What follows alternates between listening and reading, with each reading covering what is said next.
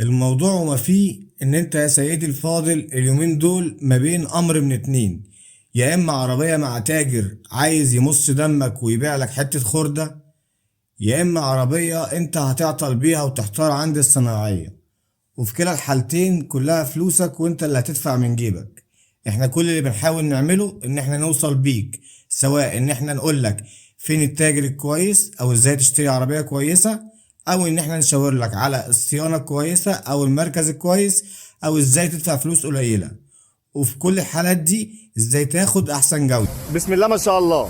طيب بالنسبه بقى لو انا عايز اشتري عربيه وعايز افحصها، تفحصها لي سمكره، فتيجي توريني الناحيه الثانيه الجزئيه ديت وتقول لي على العرض بتاع السمكره عندك في فحص العربيات بيكلفني كام. اشتري عربيه وتيجي تبص لي عليها سمكره وتبص لي عليها حوادث. عندي عربيه عايز اشتريها، فعايزك تجيبها لي، اجيبها لك تفحصها لي بويا وسمكره والحمات.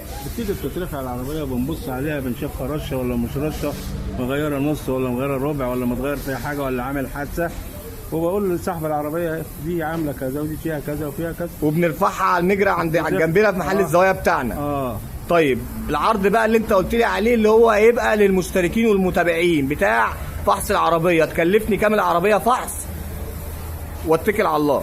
تكلفك 700 جنيه يا حاج. الله يبارك لك، الله يبارك لك. ضياء التمامي يا جدعان، ضياء التمامي، الحي العاشر، مدينه نصر، الواحه. وادي المحل بتاعه اهو، والناحيه الثانيه يا باشمهندس حسام، باشمهندس فرج اهو. السلام عليكم. هنا بقى الباشمهندس حسام معانا قطع الغيار، باشمهندس فرج احسن ميكانيكي في مصر كلها، ومحل الغسيل بتاعنا الناحيه الثانيه اهو.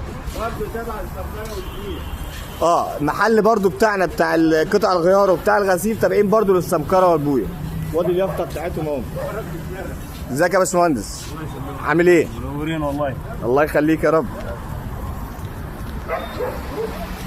ادي اهو مغسله التمامي،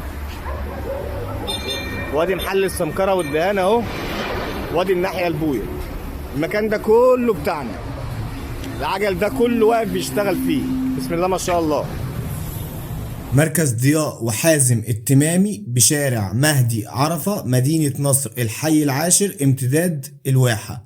ودي عربيتك اعمل فيها اللي انت محتاجه، هتدفع بأسعار زمان والشغل بما يرضي الله تعالى. مركز ضياء التمامي، رقم تليفونهم 010-97-137. رقم التليفون تاني 010-97-137.